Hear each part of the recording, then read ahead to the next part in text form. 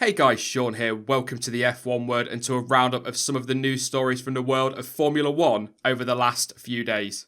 Kicking us off then, and Sebastian Vettel has said that he sees no reason why Charles Leclerc couldn't be his teammate at Ferrari next season. The German has also praised the rookie for taking advantage of his opportunities, particularly following strong performances and of course back-to-back points in Baku and Spain. And during Wednesday's press conference, Vettel was asked if Leclerc could take the second seat at Ferrari next season, to which the four-time world champion stated, "I don't know. I'm not signing who is sitting next to me. Probably ask Maurizio, but I don't see why not. Obviously, he has more years than all of us here if you look at the passport. The races he has had so far, he has used his opportunities, scored points in a car that doesn't belong in the points. He's doing everything that he can at the moment." Kimi Raikkonen's Ferrari contract expires at the end of 2018 and many expect the Finn to retire from Formula 1. And naturally this has led to a lot of speculation over who could fill that seat, with the likes of Leclerc, Ricciardo and even Alonso mentioned. However, when Vettel was pressed over whether or not Lewis Hamilton, of course also out of contract at the end of the year, could join him at the Scuderia in 2019, Vettel said, "I wouldn't mind. To be completely honest, I'm very happy with the relationship I have with Kimi. Plus, we just spoke about Charles. You never know what will happen. I'm pretty sure Lewis's priority lies with Mercedes. But you never know. We'll see. Maybe one day we'll both go somewhere else as we are old or whatever. For me, it doesn't really matter." Obviously then, Lewis Hamilton himself was then pushed for a response to the same question, to which he said, "I'm down to race whoever. I'm racing against him in a pretty competitive car, which is always exciting. For any driver, you want to go against the best. You've seen it in history, it can often be difficult when it's two incredibly strong drivers within a team. It seems to kind of work with him and Kimi. But if you really look at it, you can say Kimi can't be too happy because there are some scenarios that don't work out for him. It's always difficult. But I like racing against the best drivers, racing against Fernando, against Jensen and some of the top drivers I've raced against. It brings a good and bad out of you. It pushes you to the limit." With so many drivers out of contract at the end of 2018 and a number of top seats available as well, this year's silly season could well rumble on for a while yet. But let's throw this one open to you. Who do you think will partner Sebastian Vettel at Ferrari next season? Let me know your thoughts in the comment section below. Haas's team principal Gunther Steiner has insisted that Romain Grosjean's seat is not under threat despite a poor start to the season. Grosjean spun into the wall in Baku and caused the accident at Turn 3 in Spain last time out, which saw Hülkenberg and Gasly both eliminated from the race. This has led to speculation that he could be replaced should results not improve. However, Gunther Steiner has dismissed that rumour by saying, "Somebody's having two bad races. There's no point to start rumours or to start to do things about it. The only thing we need to do is to get Romain back to where he is capable of competing, which we all know. He's a very capable guy. He had two bad races. I'm not a person where if someone is on his knees, I try to kick him. That's unfair. For sure, he knows better than all of us what not to do another Baku or Barcelona. But can it happen again? Yes, it could. It's Monte Carlo. Just to stop the rumours, there was never talk about that. I don't know where they came from or whoever brought them up. We need to be positive about it. We know what we can do. We know how good he is in Monte Carlo, or how he can be in Monte Carlo. That is what we are focusing on from here." Grosjean arrives very much on the back foot in Monaco, knowing that he has a 3-place grid penalty for the incident in Spain, and therefore knowing that whatever he does in qualifying, he is going to have an uphill task to recover during the Grand Prix. Despite the fact that the new Hypersoft, the softest tyre available on the Pirelli Rainbow, will debut in Monaco this weekend, the tyre manufacturer have said that they expect the pink marked tyres to last 77 laps, thus guaranteeing us a one-stop strategy around the streets of Monaco. Pirelli's sporting director Mario Isola stated, "For sure, the Hypersoft is not a qualifying tyre in Monaco. It's a tyre also for the race. I'm sure that, comparing the numbers to what we saw in Abu Dhabi testing, you can run a decent speed in Monaco with the Hypersoft." It was also stressed that the Hypersoft is a step softer than the Ultrasoft, which should see them around a second a lap quicker, and also that Monaco is a very unique track and that durability is not expected elsewhere. Isola continued, "While Supersoft and Ultrasoft are quite close, the Hyper is a step. The point is that Monaco is also a unique circuit. I am not sure we can see the real potential of the Hypersoft in Monaco. We'll probably see something more in Montreal about the Hypersoft. Monaco is very, very low severity. In Monaco, it is always the same. The softest choice is the one everybody wants to take as long as possible." As stated there, the Hypersoft tyre will get its second outing in Montreal, where we all hope that there will be a lot less durability and offer some unpredictability to the strategy. But without saying too much more, let's not all get our knickers in a twist about this one. It is Monaco. Track position is king, and teams often go for one-stop strategies even if the tyres are not that durable. Let's just wait and see what happens in Montreal. The German Grand Prix has returned to the F1 calendar for this season, with the race again being held at Hockenheim.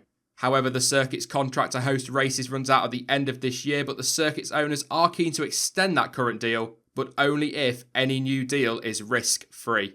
With races such as Monaco not having to pay a fee to host a Grand Prix, and reports that the proposed new Miami Grand Prix will be run under an atypical business model, which would also see them not paying a fee, it appears to have piqued Hockenheim's interest. The circuit's marketing director Jorn Tesk said, "We are aiming to host a Grand Prix in the future, and we'd like to have it in the future. But the key point is we cannot prolong under current conditions. So we would like to have a contract which will take the risk from us.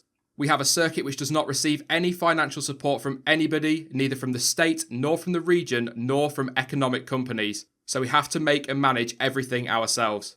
We had some losses in the past. We had a 10-year contract and we fulfilled this contract, even though we had some better and some worse years. Now's the time that we cannot continue in the same way." Proposals put forward by the circuit look to include a possible track rental by F1 or another promoter, the sharing of ticket income, and even the sharing of costs. But one thing is for sure, with other circuits' deals set to expire over the next year or so, including Silverstone, whose deal expires at the end of next season, talks between Hockenheim and Liberty Media will very much set the tone for those negotiations. Valtteri Bottas has said that he is currently seeking a 2-year extension with Mercedes and believes he is hitting his targets so far this season. Of course, as we know by now, the Finn's contract expires at the end of 2018, and this has led to intense speculation over his future with the Silver Arrows. But speaking ahead of this weekend's Monaco Grand Prix, Bottas said, "This year I have been meeting more or less my targets with the performance for the beginning of the year. I've been able to really continue good performances from the end of last year, and there have been no weekends that I have been way off the pace like there were a few last year. There are never things that you can't learn more, so I still hope I keep improving. There's been quite mixed races and the end results haven't been quite there that I feel would have been possible with the pace we've had. I would like to stay with this team hopefully for a long time. I always kind of had 1-year deals, so I would naturally like to know, at least for the next 2 years, what I'm going to do." Valtteri Bottas has had an impressive yet unlucky start to the season, and although the Finn is 37 points adrift of his teammate in the Drivers' Championship, that is certainly not a true reflection of how he has been performing. Before I go then, let's have a look at the results from today's practice sessions, of course, starting with FP1. It was Daniel Ricciardo who topped the morning session then on a 1:12.126. His teammate Max Verstappen just a tenth and a half behind him. The Dutchman was under investigation from the stewards for failing to return to the track in a safe manner. If you didn't catch it, he locked up into turn 1 and reversed out of that runoff area right into the middle of the track. However, after reviewing the incident, the stewards have decided to take no further action.